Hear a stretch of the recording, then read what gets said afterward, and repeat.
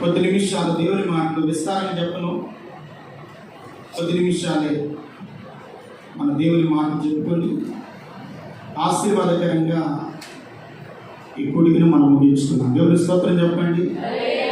హల్లెలూయా. చదవండి హోషేయ గ్రంథం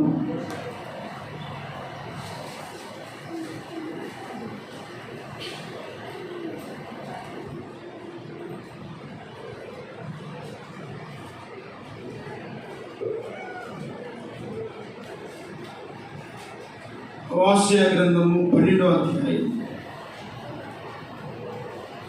6వ వాక్యం, 3వ వాక్యంగా ఈ మాట చదువుకొని, కాబట్టి నీవు నీ దేవుని తట్టు తిరగవలెను, కనికరమును న్యాయమును అనుసరించుచు ఎడతెగక నీ దేవుని యందు నమ్మిక ఉంచుము. చదవండి అందరూ కలిసి. కాబట్టి నీవు నీ దేవుని తట్టు తిరగవలెను, కనికరమును న్యాయమును అనుసరించుచు ఎడతెగక నీ దేవుని యందు నమ్మిక ఉంచుము. దేవుడి మాటను దీవించునుగాక. ఆమేన్. తరవంచండి, ప్రార్థన చేసుకుందాం. మహాపరిశుద్ధుడైన తండ్రి, సర్వాధికారి, కృపా కనికరమ గల దేవా, మహోన్నతుడాని స్తోత్రం నాయనా. చదివిన వాక్య భాగాన్ని దీవించి మాతో మీరు మాట్లాడండి. వాక్యం అనేది ప్రజలు నీవారు, నేటి ధర్మనైనా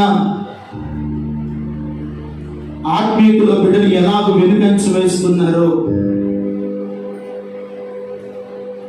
సర్వశక్తి కలిగిన దేవా, మీరు ఎంతో దుఃఖపడుతున్నారు, బాధపడుతున్నారు. మా క్రియల వలన, మా ప్రవర్తన వలన ఎన్నో మార్లు నీకు బాధను కలుగు చేస్తూనే వస్తున్నామయ్యా. కేవలం నీ కనికరాన్ని బట్టి, నీ న్యాయమును బట్టి ప్రభువా మమ్మల్ని క్షమిస్తూ కాపాడుతున్నారు. ఈ చదివిన లేఖనములో నుండి కొద్ది నిమిషాలు మాతో మాట్లాడండి. నీ మాటలు వెలుగైన చెవులను గ్రహించి హృదయాన్ని ఇవ్వండి. వాక్యానుసారంగా నీకు లోబడే జీవితాలు మాకు దయచేయండి. ఈ రోజున నీ మాటలు ప్రతి వారు విధేయత కలిగి ఉండాలి. జీవితాలు సరిదిద్దబడాలి ప్రభువా. బ్రతుకులు నీ వాక్యములో కట్టబడాలి నాయనా. నీవేని బిడ్డలతో హెచ్చరించండి, బుద్ధి చెప్పండి, సరిచేయండి. మా కడుపున పుట్టిన బిడ్డలు మా మాట వెనకపోతే బుద్ధి చెప్తుంటారయ్యా. ఈరోజు నా ఆత్మదేవుడా, మీరు మాకు బుద్ధి నేర్పించండి, మమ్మల్ని సరిచేయండి. మాలో ఏ లోపములు ఉన్నాయో, ఏ అవిధేయత ఉన్నదో నీ వాక్యము చేత సరిచేయబడి నీ మహిమగిన రాకడకు మమ్మల్ని అందరినీ సిద్ధపరచమని యేసు పరిశుద్ధ నామములో ప్రార్థించి వేడుకొనుచున్నాము తండ్రి. ఆమేన్. హల్లెలూయా. హల్లెలూయా. జాగ్రత్తగా దేవుని మాట్లాడండి. సర్వశక్తి కలిగిన దేవుడు ఈ హోషేయ గ్రంథము 12వ అధ్యాయము ఈ 6వ వచన భాగంలో చాలా శ్రేష్టమైనటువంటి విషయాన్ని మనకు తెలియజేస్తూ ఉన్నాడు. నీవు దేవుని తట్టు తిరగవలెను, కనికరమును న్యాయమును అనుసరించి ఎడతెగక దేవుని యందు నమ్మిక ఉంచుము. ఎడతెగక దేవుని యందు ఏముంచమంటున్నాడు? నమ్మిక ఉంచుము. నమ్మిక ఉంచాలంటే మొదట నీవు దేవుని తట్టు తిరగవలెను అంటున్నాడు. ఎవరి తట్టు తిరగాలి? దేవుని తట్టు తిరగాలి. కనికరమును న్యాయమును అనుసరించి నడుచుకొనుచు దేవుని యందు మనం నమ్మిక ఉంచాలి.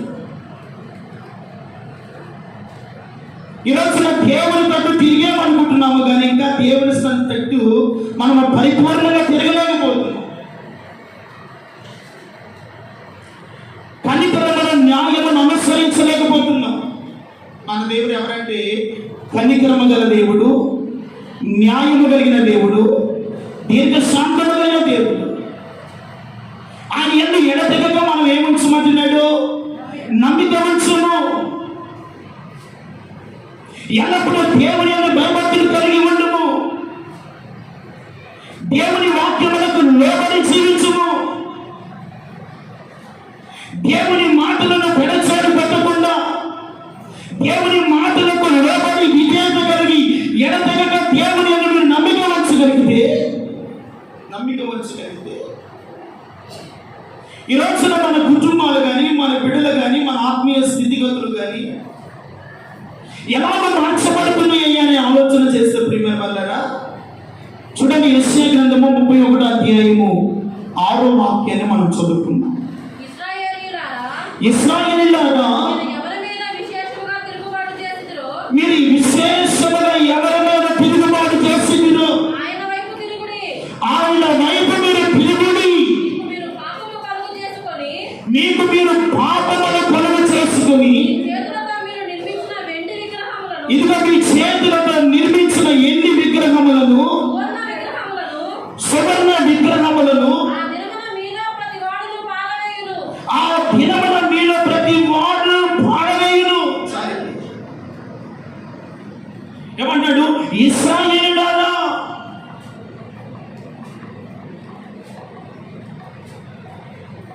ఏమంటున్నాడు ఇశ్రాయేలులతో? మీరు ఎవరి మీద విశేషముగా తిరుగుబాటు చేసిరో ఆయన వైపు తిరుగుడి. ఇశ్రాయేలు అంట విశేషముగా దేవుని మీద తిరుగుబాటు చేస్తున్నారు. అంటాడు మీరు ఆయన వైపు తిరుగుడి. నీవు దేవుని వైపు తిరగగలిగితే ఆయన నీ వైపు తిరగగలుగుతాడు. దేవుని స్తోత్రం చెప్పాడు. నీవు దేవుని వైపు తిరగకుండా, ఆయన వైపు నువ్వు చూడకుండా విశేషముగా ఆయన మీద తిరుగుబాటు చేస్తే ఎంత ప్రతిదండనకు, ఉగ్రతకు మనం పాత్రులమవుతామో లేఖనం బాగు తేటగా స్థాపిస్తుందండి. అందుకని సామెతల గ్రంథము 1వ అధ్యాయము 23వ వచనం, నా గద్దింపుల మీద తిరుగుడి. ఏమంటున్నాడు? నా గద్దింపుల మీద తిరగండి, ఆలకించుడి, నా ఆత్మను మీ మీద కుమ్మరించెదను, నా ఉపదేశమును మీకు తెలిపెదను. ఆయన వైపు తిరగమంటున్నాడు. నా గద్దింపులకు మీరు లోబడండి. లోబడిన వారి మీద దేవుని ఆత్మను కుమ్మరిస్తాడు. ఈ రోజున దేవుని ఆత్మను మన మీద కుమ్మరించబడాలి అంటే దేవుని మాటకు మనం లోబడాలి. దేవుని మాటకు విధేయులుగా బ్రతకాలి. దేవుని గద్దింపులకు ఆయన వైపు మనం తిరగాలి. ఎవరి వైపు తిరగాలంట? దేవుని వైపు తిరగాలి. ఈ రోజున చాలా మంది దేవుని వైపు తిరగలేకపోతున్నారు. అందుకనే దేవుడు అన్నాడు, యెషయా గ్రంథంలో అంటాడు, ఆకాశము ఆలకించుము, భూమి చెవియొగ్గుము. నేను పిల్లలను కని వారి గొప్పవారిగా చేశాను కానీ వారు నా మీద తిరుగుబడుచున్నారు. ఆకాశమ భూమి ఆయనకు లోబడుచున్నది. అంతరిక్షమైన మహిమను ఆయన చేతి కార్యములను ప్రచురణ చేస్తున్నాయి. మనం ప్రచురణ చేస్తున్నామా? ఆయన వైపు తిరగగలుగుతున్నామా? ఆయన గద్దింపులకు ఇష్టకుండా లోపడగలుగుతున్నామా? నేను వాటిని కన్నాను, పెంచాను, గొప్పవారిగా సిద్ధపరిచాను, కానీ ఇప్పుడు నా మీద వారు తిరుగుబాటు. ఈ తిరుగుబాటు స్వభావం ఎక్కడుంది అంటే ఇశ్రాయేలు ప్రారంభ యాత్ర నుండే ఉంది.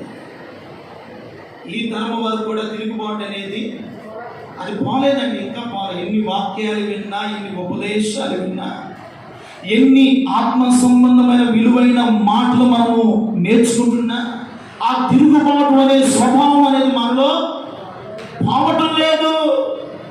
దేవుని గద్దింపులకు లోబడటం లేదు.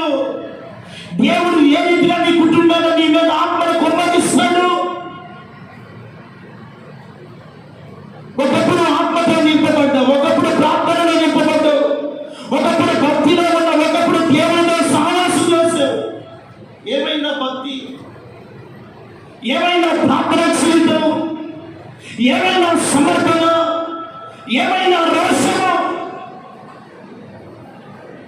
ఏమైందయ్యా అంటే తిరుగుబాటుకు దారి తీసింది. ఏమైందయ్యా అంటే ఏమైంది? ఆ యొక్క వైరాగ్యం అంతా కూడా ఇప్పుడు తిరుగుబాటుకు దారి తీసింది. అందుకని మీకా గ్రంథం 6వ అధ్యాయం 8వ వాక్యం అంటాడు, మనుషుడా ఏది ఉత్తమమైనదో నీ ఎదుట ఉంచబడి ఉన్నది, న్యాయముగా నడుచుకొనుటయు, కనికరమును ప్రేమించుటయు, దీన మనసు కలిగి ప్రవర్తించుటయు, ఇంతే కదా యెహోవా నిన్ను అడుగుచున్నాడు. మనుషుడా ఏది ఉత్తమమో అది నీకు తెలియజేశారు కానీ న్యాయముగా నడుచుకోమన్నాడు, కనికరమును ప్రేమించమన్నాడు, దీన మనసు కలిగి ఆయన సన్నిధిలో ప్రవర్తించమన్నాడు. ఇంతే కదా యెహోవా. నీ వెండిని, నీ బంగారాన్ని, నీ ఆస్తిని దేవుడు ఏమీ అడగట్లేదండి. కనికరమును, న్యాయమును, దీన మనసు కలిగి ఆయన ఎదుట మీరు ప్రవర్తిస్తూ ఆయన వాక్యానికి లోబడి ఆయన వైపు తిరగమని, ఆయన చెప్పిన ఉపదేశములకు లోబడాలని దేవుడు ఇంతే కదా నిన్ను అడుగుతున్నాడు. దేవుడు అడిగింది మనం చేయకపోతే ఏదైనా మన భక్తికి అర్థం ఉందండి? దేవుడు అడిగింది మనం ఏం చేయాలంట? చేయాలి. కొన్ని సందర్భాల్లో మనం అడిగి దేవుడు చేయకపోయాడనుకో, దేవుని మీదే మనం ఏం చేస్తాం? అలుగుతాం, మందిరాన్ని మానుకుంటాం, ప్రార్థన చేయడం మానుకుంటాం. ఆ ఏ దేవుళ్ళే వెళ్ళినా కార్యాలు జరుగుతున్నాయా? వెళ్ళి మన అవసరాలు తీర్చబడుతున్నాయా? మన శ్రమ నుండి కాపాడగలుగుతున్నామా? అంటే నువ్వు అడిగానే దేవుడు ఇవ్వాలి. ఆయన అడిగింది నువ్వు ఎంత దారుణమైనటువంటి పరిస్థితులు ఆలోచించాలి.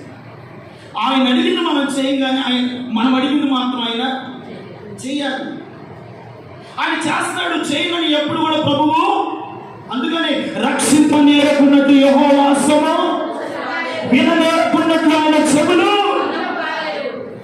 ఏమిటి అడ్డుగా ఉన్నాయి? అంతే కదా, మన అవిధేయతే కదా, మన తిరుగుబాటే కదా, మన పాపల జీవితమే కదా దేవునికి మనకు అడ్డుగా నిలబడింది. దేవుడు అన్నాడు, వాటిని తొలగించుకొని నా యొద్ద మీరు ప్రార్థన చేస్తే నేను మీ ప్రార్థన ఆలకిస్తాను. వాటిని తొలగించుకోమంటే మనం ఏం చేయట్లేదు, తొలగించుకోవట్లేదు. వాటిని విడిచిపెట్టలే నాయన అంటే వాటిని విడిచిపెట్టలేదు. దేవుని ఆశీర్వాదము కావాలి కానీ దేవుడు చెప్పింది మనము చేయాలి. ఈ రోజున దేవుని వాక్యాన్ని వింటున్న దేవుని బిడ్డలారా, మీరు ఈ రోజున దేవుని తట్టు పరిపూర్ణంగా దిగువడానికి మీరు సిద్ధపడగలిగితే, దేవుని యందు మీరు నమ్మకం వచ్చి విశ్వాసంతో ప్రార్థన చేయగలిగితే, దేవునికి ఎక్కడ తిరుగుబాటు చేయకుండా, దేవుని గట్టింపులకు ఎక్కడ విసుకకుండా, ఆయన మాటలు మీరు విజయాన్ని అమ్మగలిగితే, ఆయన మాటలు లోబడిన వారి సంతతి మీద నా ఆత్మను, ఆయన ఆత్మ ఎల్లప్పుడూ మీకు తోడై ఉండును. ఆత్మ మీకు తోడుగా, ఆత్మ మీకు తోడుగా ఉంటే సర్వ సత్యములోనికి మిమ్మల్ని నడిపిస్తుంది. ఆత్మ ఒక్కరి మార్గాల్లోకి నడిపించదు, పాపల మార్గాల్లోకి నడిపించదు. సత్యమందు వాక్యము మిమ్మల్ని ప్రతిష్ఠ చేస్తుంది. సత్యమందు మిమ్మల్ని వాక్యం ఏం చేస్తుందంట? ప్రతిష్ఠ చేస్తుంది. మీ మార్గాలు ఒక్కరి మార్గాలుగా కనబడవు, పాపల మార్గాల్లోకి వెళ్ళరు, లోక సంబంధమైనటువంటి ఆచారాల్లో బ్రతకరు. దేవునికి లోబడిన వాడు దేవుని గట్టింపునకు విధేయుడు. మీరు విధేయతలోనే ఉంది ఆశీర్వాదం అండి. దేవుని స్తోత్రం చెప్పండి.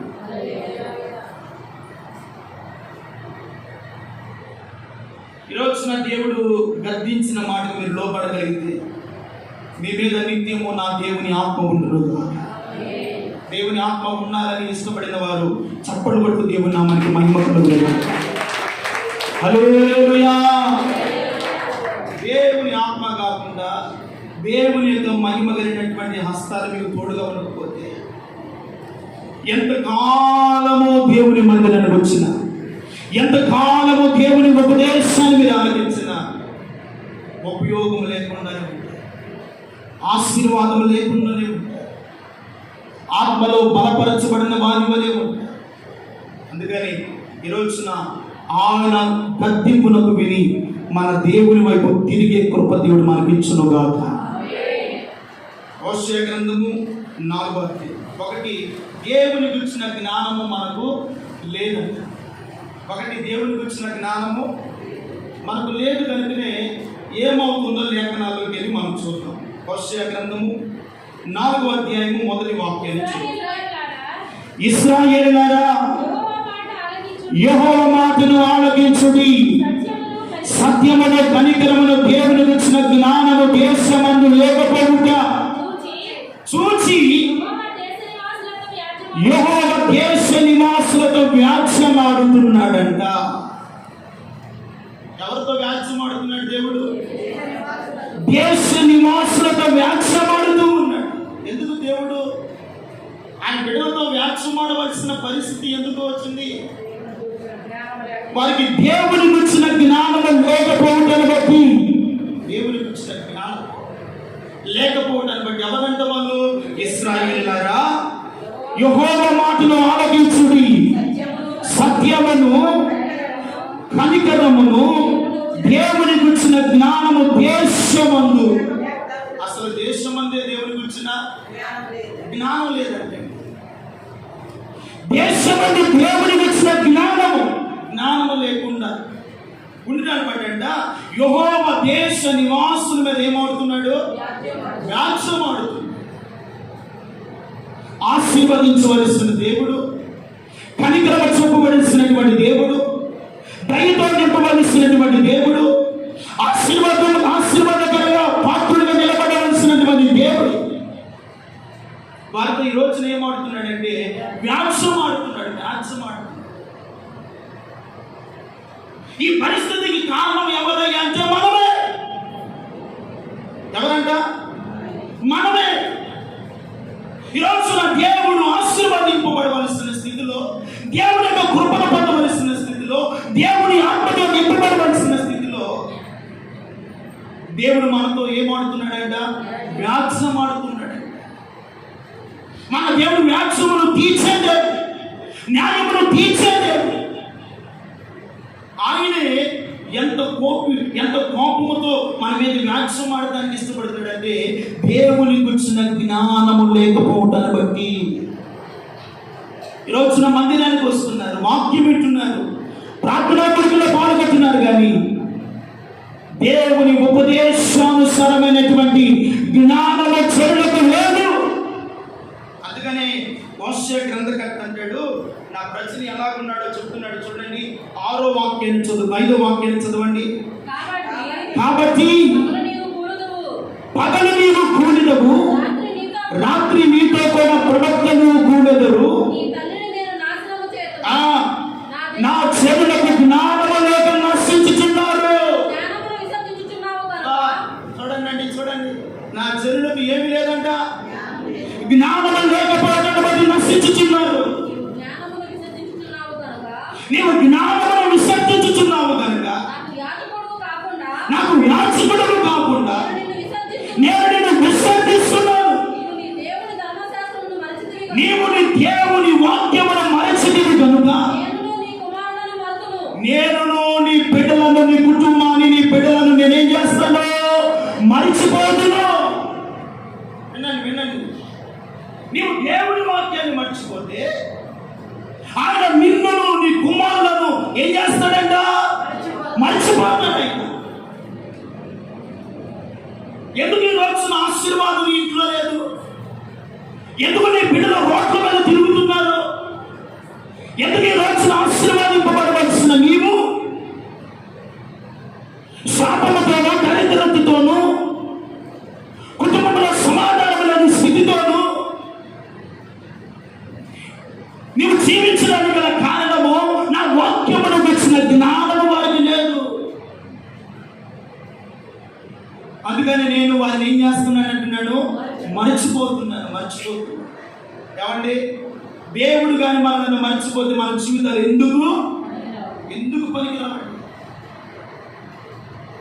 దేవుడు ఏదో కొద్దో గొప్ప మనలో దేవుడికి జ్ఞాపకం చేసుకుంటున్నాడు కనుకనే సజీవులుగా దేవుడు వచ్చాడు. దేవుడి స్తోత్రం చెప్పండి.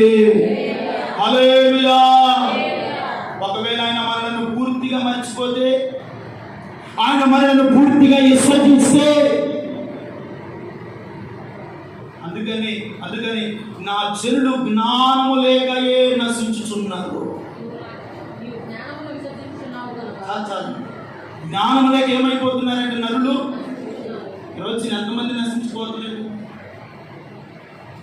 ఎన్ని ప్రమాదకరమైనటువంటి యాక్సిడెంట్లు, ఎన్ని ప్రమాదకరమైనటువంటి మరణాలు, ఎన్ని ప్రమాదకరమైనటువంటి కుటుంబాల్లో విడిపోవటం. జ్ఞానం లేక నశించిపోతున్నారు.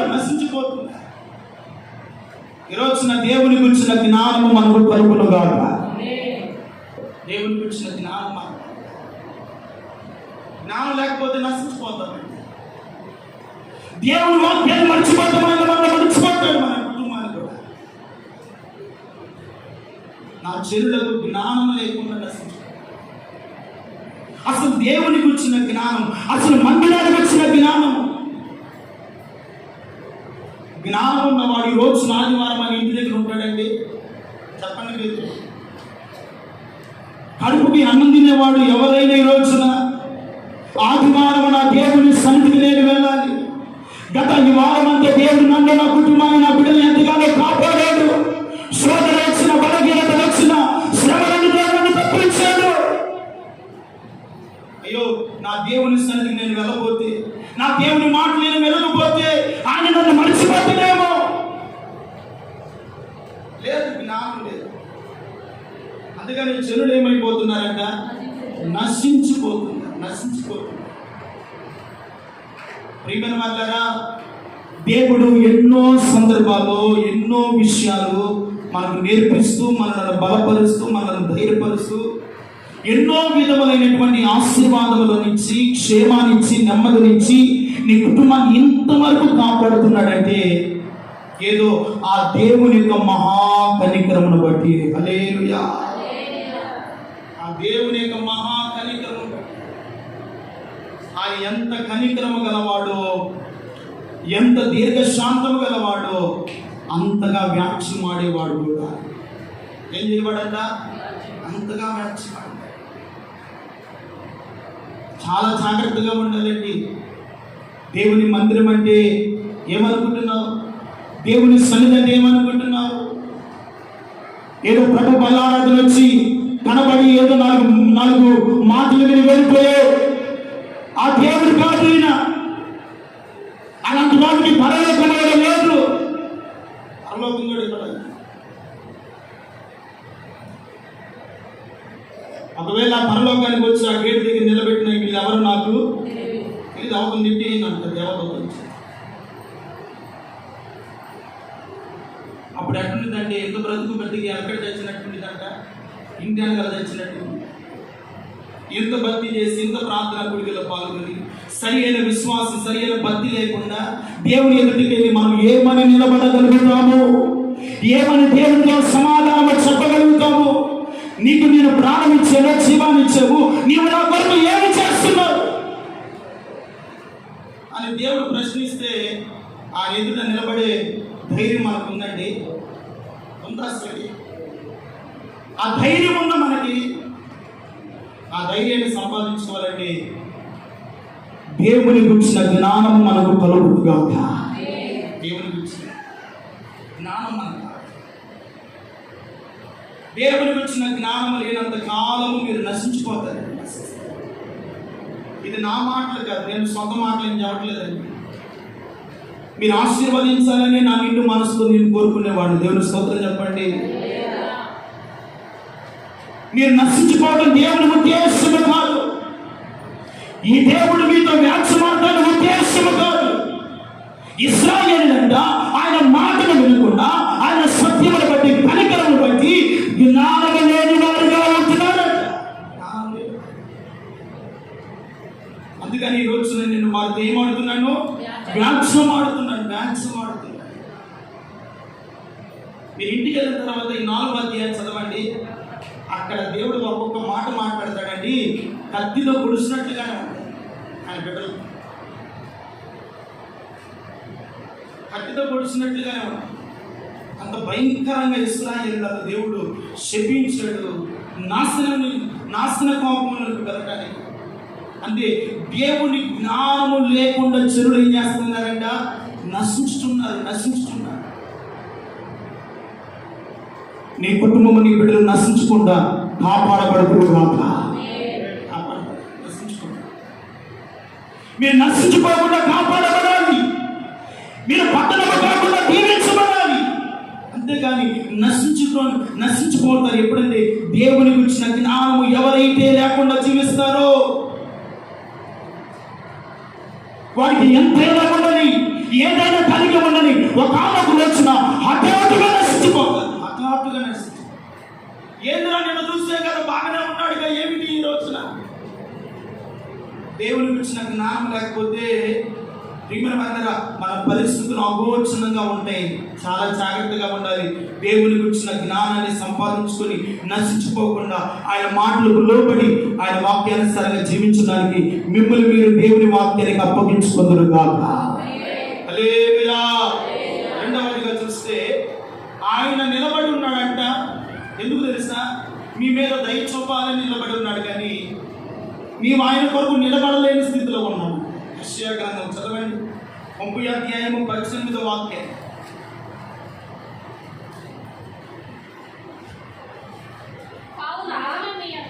కావున మీ యందు దయ చూపవలెనని యెహోవా ఆలస్యము చేయుచున్నాడు, మిమ్మల్ని కరుణింపవలెనని ఆయన నిలవబడి ఉన్నాడు.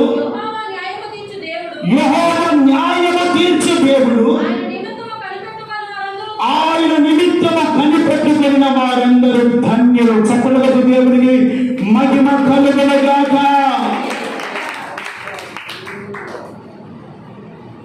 కావున నీ యందు దయ చూపవలెనని యెహోవా ఆలస్యం. ఇంకా ఆయన రాకడని ఏం చేస్తున్నాడు?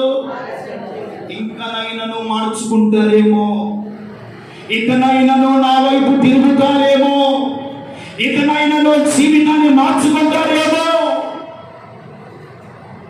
దయ చూపిస్తూ, ఏం చూపిస్తుంది? దయ చూపిస్తూ, కనికరమును చూపుతూ ఆయన ఆలస్యం చేస్తూ ఉన్నాడు. ఆలస్యం ఎంత చేస్తున్నారో మనం అంతగా దేవుడికి వ్యతిరేకంగా తిరుగుబాటు చేస్తారేమో.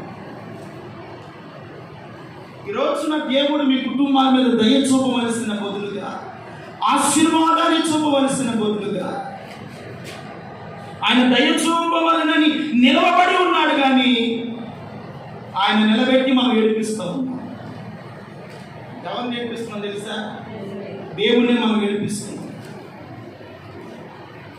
నీకు అర్థం కావట్లా?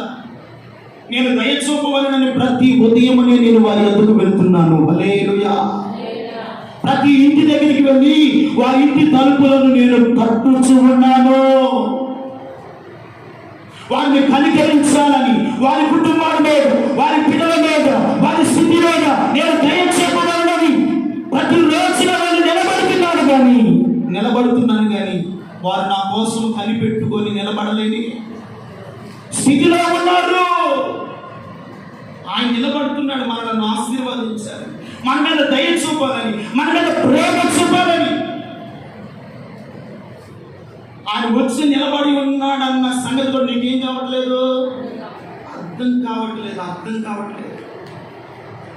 కావట్లేదంటే దేవునికి వచ్చిన జ్ఞానం నీకు లేదు. అందుకని ఆయన నిలబడి ఉన్నాడంట. నిలబడి ఎవరైనా తలుపు తీస్తారేమో అని చూస్తుంటే ఒక్కరు కూడా ఏం చేయట్లేదు, తలుపు తీయట్లేదు. ఆయన తలుపు తీస్తే నీ హృదయం అనే గుణార్మలోకి రావాలని ఇష్టపడుతున్నాడు. హల్లెలూయా. ఎందుకో నీతో ఉండాలని, నీ ఇంటిలో సహవాసము చేయాలని, నీవు ఆయన కలిసి ఉండాలని ఆయన ప్రతి మన పెందల కాడనే నీ ఎదుకు వస్తున్నాడు. దేవునికి మహిమ కలుగును గాక. ఆయన నిలబడి నిలబడి నిలబడి అమ్మో ఇక్కడైనా తలుపు తెరవట్లేదని ఏం చేస్తున్నాడు? వెనక్కి వెళ్ళిపోతున్నాడు.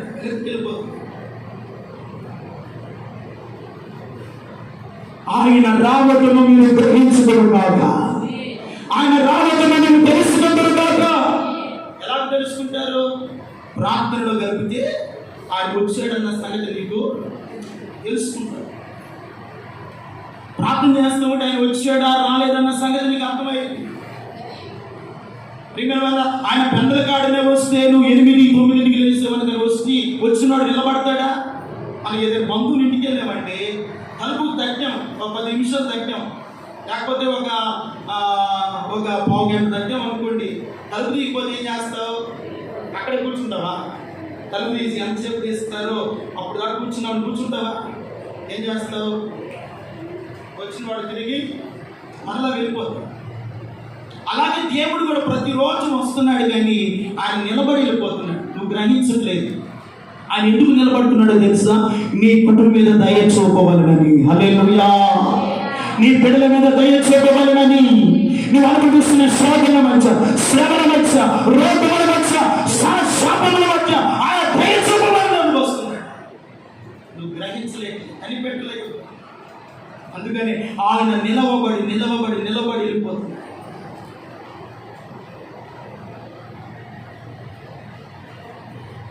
ఆయన నిలబెట్టి మనం ఏం చేస్తున్నాము? ఏడ్పిస్తున్నాం. అందుకని ఉంది కదా, ఎన్నాళ్ళు నీవు జీవించినా గాని ఏమున్నది లోకంలో, ఇన్నాళ్ళు నీవు చేసిన క్రియలన్నిటికీ తీర్పున్నది పయలోకంలో. తీర్పు దినమునందున ఆయన ముందర నీకు నిలిచే ధైర్యం నీకుందా? తీర్పు దినమునందున ఆయన ముందర నీకు నిలిచే ధైర్యం నీకుందా? మార్పు చెందవా? నీవు మార్పు చెందవా? నీ మనసును మార్చుకోవా? నీ మనసును మార్చుకోవా? అనుకోల సమయం ఇది ఎరిగి మారు మనసును పొందవా? మారు మనసును పొందవా? మార్పు చెంద చేసిన క్రియలకు ఒక రోజునేముందంట? తీర్పు ఉన్నదన్న సంగతి గ్రహించి ఆయన నిలబడి ఏడిపిస్తూ మనం వెళ్ళిపోతాం. అక్కడ అంటాడు, ఎఫ్రాయిముకు నడకను నేర్పిన వాడును నేనే. అతని చేయి పట్టుకుని అతనికి ఏం చేశాడంట? నడకను నేర్పిన వాడను నేనే. చదవండి ఆ మాట. 11వ అధ్యాయము 3వ వచనం. ఎఫ్రాయిముకు చేయి పట్టుకొని వానికి నడకను నేర్పిన వాడను నేనే, వాని కౌగిలించుకున్న వాడను నేనే, నేనే వాడిని స్వస్థపరిచిన వాడను. ఇదిగో ఆ సంగతి ఎఫ్రాయిము మనసునకు ఒకరు మనుషుని తోడుకొని పోవునట్టు స్నేహ బంధముతో నేను అతన్ని ఆకర్షించుకుని. హల్లెలూయా. ఏ బంధముతో అంటండి? స్నేహ బంధముతో నేను అతన్ని ఆకర్షించుకుని. ఎఫ్రాయిముకు నడకను నేర్పాడు. చెయ్యి పట్టుకుని ఏం చేశాడు? ఇప్పుడు 6 నెలలు బాగున్నాడండి, 6 నెలలు బాగున్నాడు. తలవెత్తి నావి చూడండి. వాడు 6 నెలల నుంచి ఏం చేస్తాడు? బోల పడతామో బండి ఆడతామో ఏదో చేస్తాడు. కాస్త 8వ నెల 9వ నెలకు వస్తే ఏం చేస్తాడు? కొద్దిగా తప్పటి అడుగులు వేస్తాడు. వాడిని నడుస్తున్నాడని అలాగే వదిలేస్తావా? వాడి చేతులు పట్టుకుని ఏం చేస్తావు? ఎఫ్రాయిముకు నడక నేర్పినట్టుగా మన బిడ్డలకు ఏం చేస్తాం? ఆయన మనం నడక నేర్పించాం. నడకను నేర్పించిన వాడు మనస్సు ఏమిటో, వాడి క్రియలు ఏమిటో, వాడి ప్రవర్తన ఏమిటో, వాడి ఎదుగుదల ఏమిటో నీకు అర్థమవుతుందా లేదా? అర్థమైపోయి ఎఫ్రాయిముకు నడక నేర్పిన దేవుడు అతని గురించి అన్నాడు, అతను నా గురించి నా మనస్సునకు పట్టలేని స్థితిలో ఉన్నాడు. నడక నేర్పిను, చేయి పట్టుకున్నాను, వాడిని స్వస్థపరిచిన వాడును కూడా నేనే. కానీ అది మనస్సునకు వాడికి ఈ రోజున దేవుడు ఎన్నో సందర్భాల్లో మనల్ని చేయి పట్టుకుని మనకు నడక నేర్పుతున్నాడు, కానీ మనల్ని స్వస్థపరుస్తున్నాడు, కానీ మనల్ని కాపాడుతున్నాడు. కానీ ఈ రోజున ప్రతి మనస్సులకు అది పట్టని స్థితిలో ఉంటున్నాడు. మనస్సులకు పట్టలేని స్థితిలో, మనసుకు పట్టకపోయినా స్నేహ బంధముతో అతను ఏం చేస్తాడంట? ఆకర్షించాడు. ఈ ఎఫ్రాయిం ఏమైపోయాడంటే దేవుని మాటలు వినకుండా, దేవుడు చెప్పింది చేయకుండా. అసలు ఈ ఎఫ్రాయిం ఎవరో తెలుసా? యోసేపు కుమారుడు. ఎవరు కుమారుడు అండి?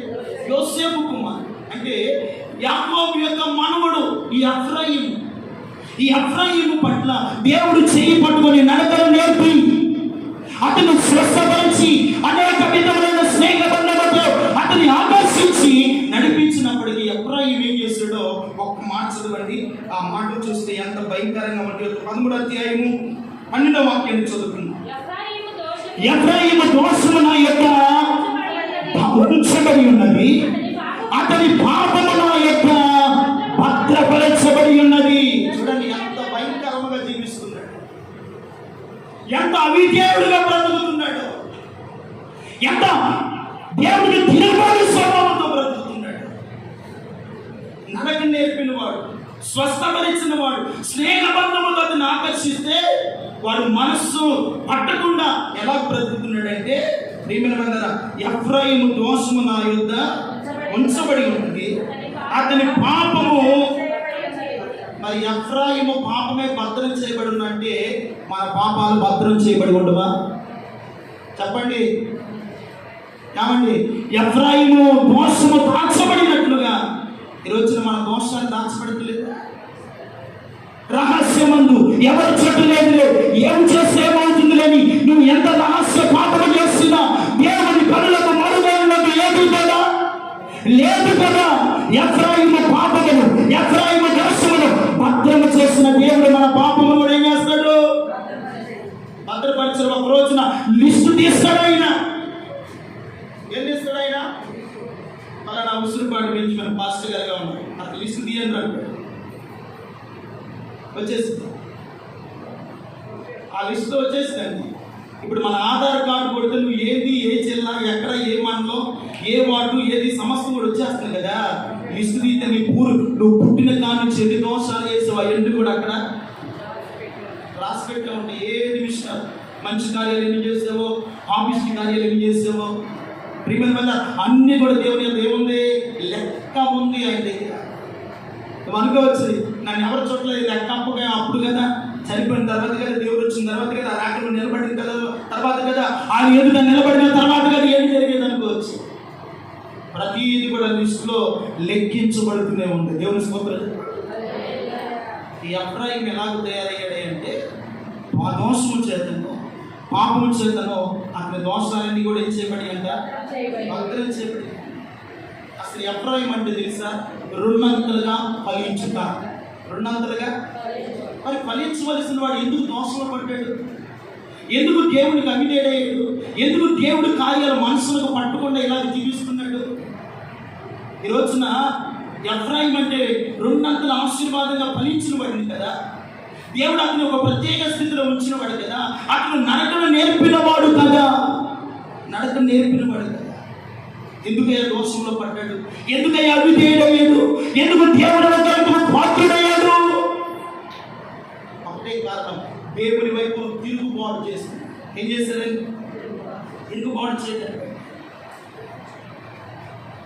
తిరుగుబాటు చేయడం బట్టి దేవుడు అతనికి ప్రతికూలముగా అయిపోయాడంట. అతను అనుకుంటున్నాడు, చదవండి 12వ అధ్యాయం 8వ వాక్యాన్ని చదవండి. 12వ అధ్యాయం, నేను ఐశ్వర్యవంతుడినైతిని, నాకు బహు ఆస్తి దొరికెను, నా కష్టార్జితముల దీనిని దేనిని బట్టి శిక్షకు తగిన పాపము నాలో ఉన్నట్లు ఎవరు కనపరచగలరు?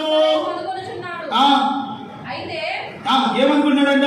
ఎవరు కనపరచగలరని ఎఫ్రాయిం అనుకొనుచున్నాడంట. ఎందుకు అనుకున్నాడు? ఎవరు చూడలేదని. నేను బహు ఐశ్వర్యవంతుడని అయ్యాను, నాకు బహు ఆస్తి దొరికాను, నా కష్టాజితముల దీనిని బట్టి శిక్షకు తగిన పాపము నాలో ఉన్నట్లు ఎవరు కనపరచగలుగుతారు? రేపు ఒక రోజున దేవుడే వారి పాపాన్ని కనపరుస్తాడంట. దేవుని స్తోత్రం చెప్పండి. ఎవరు కనపరుస్తుందని వాడు అనుకుంటున్నాడు, ఎఫ్రాయిము అనుకుంటున్నాడు. ఇలాగ మనం కూడా ఎన్నో సందర్భాల్లో ఎవరు కనపరుస్తున్నారు, ఎవరు చూస్తున్నారులే, ఎవరు మన గురించి అనుకుంటున్నారని అనుకోవచ్చు. నువ్వు చేసే ప్రతి క్రియలను ఆకాశమండల దేవుడు చూస్తూనే ఉన్నాడు. దేవునికి మనము భయపడుతున్నగాక, దేవునికి మనము భయపడుతున్నగాక, దేవునికి విధేయులుగా బ్రతుకుతున్నగాక. ఎఫ్రాయిము వలె దోషముల మీద చిక్కబడకూడదు, పాపముల మీద చిక్కబడకూడదు. అతను దోషముల చేత పాపముల చేత చిక్కబడి ఉన్నట్లుగా లేఖనం కూడా చెప్తుంది. అక్కడ ఎఫ్రాయిము అంటే దోషములను పాపములో చిక్కబడి త్రొట్టిల్లుచు ఉన్నాడంట. ఏమైతున్నాడంట? త్రొట్టిల్లుచు ఉన్నాడంటే. చదవని 5వ అధ్యాయం యోషియా గ్రంథం 5వ అధ్యాయం 5వ వచనం. ఇశ్రాయేలుకు అతిశయాస్పదము అతని మీద సాక్ష్యం ఇచ్చెను. ఇశ్రాయేలు ఎఫ్రాయిము వారు తమ దోషములో చిక్కబడి త్రొట్టిల్లుచున్నారు. చూడండి, దోషంలో చిక్కబడి ఏమవుతున్నాడంట? త్రొట్టిల్లుచున్నాడు. ప్రియమైన వాళ్ళారా, మనము దోషంలో చిక్కబడితే త్రొట్టిల్లు పోవటమే కానీ లేచి అనుభవం మాత్రం ఉండదు. ఈరోజున మనం జ్ఞానం తెచ్చుకొని దేవుని వైపు తిరుగుతాం, ఆయన మాటలకు లోపడదామండి. ఆయన వాక్యానుసారంగా జీవించడానికి ఈరోజున దేవునికి మనము నిశ్చయముగా ప్రభు పాదాలకు అప్పగించుకుందాము గాక. దేవుని మాటలకు లోబడదుము గాక. దేవుని ఉగ్రతకు పాత్రులు కాకుండా ఉగ్రత దిన మన దేవుడు మనందరినీ కాపాడను గాక. రక్షించబడాలి. ఈ రోజున నువ్వు అనుభవిస్తున్న శోధన, శ్రమ, బాధకు కుంగిపోనక్కర్లేదు. అయ్యా, నీ వైపు తిరుగుపోవటాన్ని బట్టి, నీకు తిరుగుబాటు చేయడాన్ని బట్టి నాకు ఈ శోధన, నాకు ఈ శ్రమ. నీకు తెలుసు నువ్వే తిరుగుబాటు చేసావో, ఎలాగుంటున్నావో, ఎలాగ నడుస్తున్నావో, నీ మాటలు ఎలాగుంటాయో, నీ జీవితం ఎలాగుంటుందో ఎవరి వ్యక్తిగత జీవితానికి వారు తెలుసలేదండి. చెప్పండి, తెలుసు. కాబట్టి తెలిసిన మనం ఏం చేయాలంటే దేవుని సన్నిధిలో మనం ఒప్పుకోవాలంట. దేవుని స్తోత్రం చెప్పండి. యోహాను సువార్తలో అంటాడు మొదటి పత్రికలో, మన పాపములను మనం ఒప్పుకునే యెడల ఆయన నమ్మదగిన వాడు, నీతిమంతుడు కనుక ఆయన సమస్త దుర్నీతి నుండి మన పాపములను కడిగి మనకు పవిత్రుడుగా చేస్తాడు. దేవుని స్తోత్రం చెప్పండి. మన అతిక్రమం ఏంటో, మన పాపం ఏంటో ఈ రోజున దేవుడు తన జ్ఞానం చేత మనతో మాట్లాడుతూ వచ్చాడు. ఎఫ్రాయిము ఏ రీతిగా నడక నేర్పి దేవునికి దూరం అయిపోయాడు, ఈరోజు ఎన్నో సందర్భాలు నీకు నడక నేర్పించి, నీకు కుటుంబాన్ని ఇచ్చి, నీకు బిడ్డలను ఇచ్చి, దేవుడు నిన్ను పోషిస్తూ, నిన్ను ఆదరిస్తూ, నిన్ను బలపరుస్తూ, బలహీనత సమయంలో బలపిస్తూ, ఆరోగ్యం లేని సమయంలో ఆరోగ్యం ఇస్తూ, ఆర్థిక విషయాల్లో ఉన్నప్పుడు ఏదో రకంగా దేవుడికి సహాయపడుతూ ఎంతగా దేవుడు నడిపిస్తే అది ఈ రోజున నీ మనసు నాకు ఏం చేయలేదంట, పట్టలేని స్థితిలో ఉంటున్నా. ఎఫ్రాయిము అందుకే దోషములలో అతని దోషములు దాచబడినట్లుగా, అతని పాపములు భద్రించబడినట్లుగా. ప్రియమైన వాళ్ళారా, దేవుని ఎదుట మన దోషముగా నిలబడకూడదు, నిర్దోషముగా నిలబడదుము గాక, నిరపరాధులుగా నిలబడదుము గాక, పరిశుద్ధులుగా నిలబడదుము గాక, పాపము లేని వారిగా ఎదుట నిలబడదుము గాక. పాపము లేని వారిగా మనను దేవుడు బోధాత్మే చూసిన ప్రియమైన వాళ్ళారా, మనలో ఏ చిన్న పొరపాటు అయినా కనపడకుండా ఒక పరిశుద్ధమైన జీవితం, నీతితో కూడిన జీవితాన్ని మనం జీవించగలిగితే దేవుని రాజ్యాన్ని మనం స్వతంత్రించుకుంటాం. దేవుని స్తోత్రం చెప్పండి. దేవుని రాజ్యంలో మన స్థానం ఉంటుంది. కాబట్టి ఈ రోజున ఈ మాట దేవుని బిడ్డరా, అక్కడ రాయబడిన మాట మూలవాక్యానికి వెళ్దాం. హోషేయ గ్రంథము 12వ అధ్యాయం 6వ వచనం. నీ దేవుని తట్టు తిరగవలెను, కనికరమును న్యాయమును అనుసరించి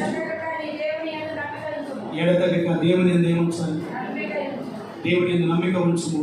దేవుడు మీ కార్యములను నెరవేర్చునుగాక. మీరు అడిగింది ప్రభు ఇచ్చునుగాక. మీ బలహీనతలో ప్రభు స్వస్థపరచునుగాక. ఎడతెగక దేవుని యందు ఏం చేయాలంట? అపొస్తలుల కార్యములు అంటాడు, వారు సహవాసమందును ప్రార్థన యందును రొట్టె విడుచుట యందును ఎలాగున్నారంట? మనం కూడా ఎడతెగక దేవునిలో నమ్మకంగా జీవించడము కాదు, ఆయన మీద నమ్మకం ఉంచడము కాదు. అలాగ నమ్మకం ఉంచితే మీ మీద నా ఆత్మను కొమ్మరిస్తానని వాగ్దానం చేసిన దేవుడు ఈ రోజున మీ కుటుంబాల మీద నిశ్చయముగా నా దేవుని ఆత్మ నిలుచునుగాక, నా దేవుని ఆత్మ మిమ్మల్ని బలపరచునుగాక. ప్రార్థన యందు సహవాసం యందు రొట్టె విడుచుట యందు ఆదిమ సంఘము ఎడతెగగా ఉన్నట్లుగా మీరు కనికరమును న్యాయమును అనుసరిస్తూ ఎడతెగగా దేవుని యందు ఏముంచాలంట? నమ్మిక ఉంచండి. తిరుగుబాటు మాత్రం మీరు చేయొద్దు. తిరుగుబాటు చెరులు ఏమవుతారంట? నశించిపోతారంట, పాడైపోతారంట, నాశన కోపములు ఉండిపోతారు. ఆ స్థితి నీకు నాకు రాకుండా ఉండాలి అంటే ఎడతెగక దేవుని యందు వాక్యానికి లోబడి ఆయనకు విధేయులుగా జీవించే కృప దేవుడు మనందరికీ ప్రసాదించును. ఆమేన్.